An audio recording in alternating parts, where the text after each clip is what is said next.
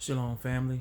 This is part two of my testimony regarding my journey to the Most High Yah and coming to know who He is according to scriptures and who I am according to scriptures.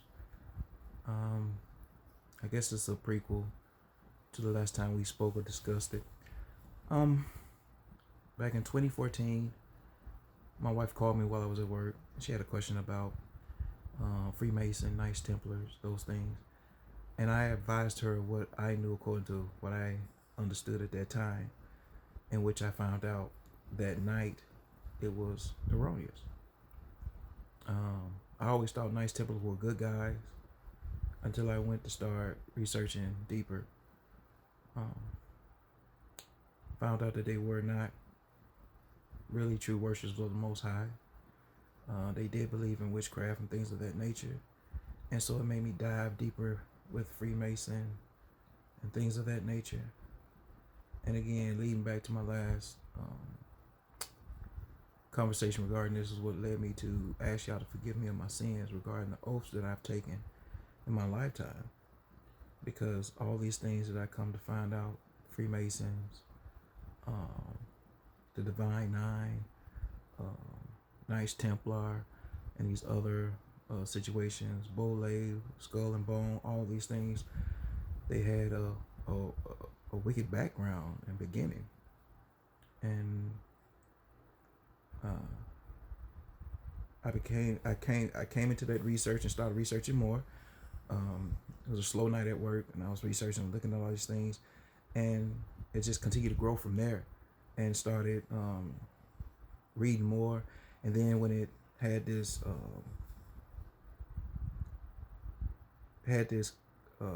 collaboration or comparison with Christianity, went back and looked at Christianity, and some of the things that I saw in regards to the origins of Christianity, I had to repent of my actions because I did the very thing that I thought I wouldn't do.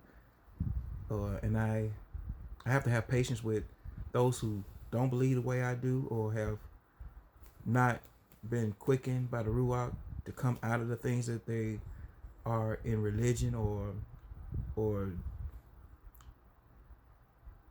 traditions of man regarding.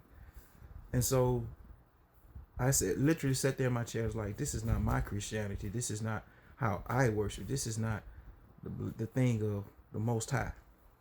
And I've dealt with the different names that I've heard over the years, the Jehovah and Yahweh and these things. I knew of his name of Yahuwah even before I knew his name. And yet, dealing with the things that I was revealed to me as I was looking at all this stuff on these origins of words and where it truly came from, it made me reconsider some things. It even made me think back to when I was in seminary. It made me think back to when I questioned a lot of things. And I was there's a book from seminary that my first year of seminary where we had to do for covenant theology. It was called Proper Confidence, and that book left a vile taste and almost anger some of my classmates in regards to the direction. If you ever find a book, it's called Proper Confidence. If you get a hold to read it, but it made me rethink and think back to the things that were sparked from my covenant theology class when I was at seminary, dealing with that book. And it made me go on this journey of speaking more and looking into different things, to where I found out a lot of stuff that they've been teaching us according to their history and in elementary, high school, and all this thing. A lot of stuff was left out and is not truly up to par. But it led me on the journey of finding out a whole lot of things.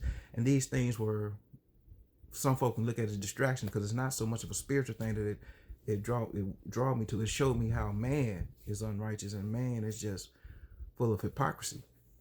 But moving toward 2016, I chose to step away from things and go back to the questions that I asked when I was in seminary and even before seminary. Why do we have all this Greek things that we have to learn, all this Greek, and yet the original covenant and the new covenant or renewed covenant is written in Hebrew, and I found that out. What they refer to as the New Testament is specified as translated in Greek, but I found out years ago that it was originally written in the ivory tongue of Aramaic as well, and some portions in Arabic. Found out that they decided that the heathens removed so many books, and that there are so many books that were not considered as canon. And there's a different story. There's another story about that word canon, and we'll talk about that later. But as I was on this journey, I came across a couple of folk that sparked my interest in regards to these things. Rest in peace to Rob Skiba, and some other gentlemen that was dealing with the presidents and this stuff and the bloodlines and different things of that nature.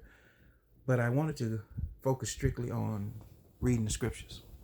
And so I made a commitment specifying I would step away from the Greek and only deal with studying and meditating in the Hebrew tongue, or what they refer to as the Hebrew tongue. And so as I was doing these things, I remember growing up when I first came into the ministry and was trying to be a young minister, whether in the Baptist church, Presbyterian church, and others alike. Folk kept trying to tell me to stay away from the Sefer Bible, stay away from the Book of Enoch and all these things. They kept saying it was devil worship, this, that, and the third. And I was like, Abba Yah, man has felt me.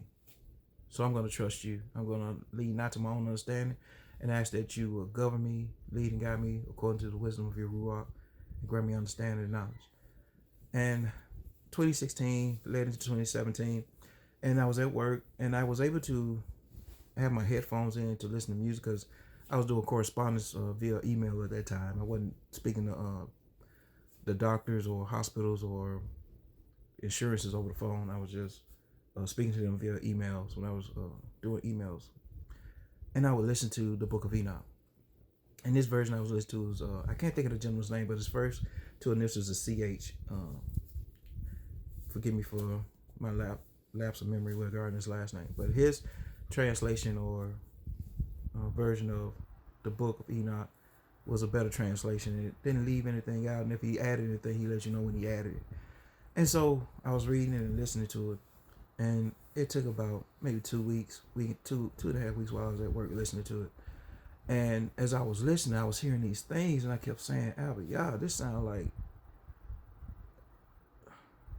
us. And when I mean us, I'm talking about Negroes. I'm talking about those that are been in captivity, or descendants of those who were in captivity with slavery. And it hit me. It was an epiphany. And there were scriptures that was posted or stated in Enoch. It was the same that Yahushua even spoke. And it went off like a light bulb. And at that time, I couldn't control my emotions, because I thought back to all the stuff that I've endured growing up in the South, being from Mississippi. I remember my first encounter with a racist. First and last time ever being at McDonald's for a birthday party. It was my own, for my brother and I, and we was turning 5. We went into the restroom. White guy, like an old dirty trucker, spitting tobacco and pissing and farting, and just looked at my brother and I and called us niggas. And we came out of the bathroom saying, we found our parents and like, what's a nigga? And my dad said, where'd you get that from? And I said, well, it was an old gentleman in the bathroom advised or said that. And they went looking for him. They couldn't find him. He was gone by that time. But after reading, I brought all that up to think about the frustration, all the hell and chaos, all the things we had to endure. And it's funny how folk would tell you to get over something and stop playing a victim when you're still a victim. Somebody sent me something just earlier today about not playing the victim doing Black history. Well, Black history is not just, cannot be obtained in 1 month. And I found out that day that my whole history is the book from the Most High. And I got teary-eyed and I started crying, because I had to repent. And I was full of sin. I was full of adultery. I played the harlot under every green tree. And it was not just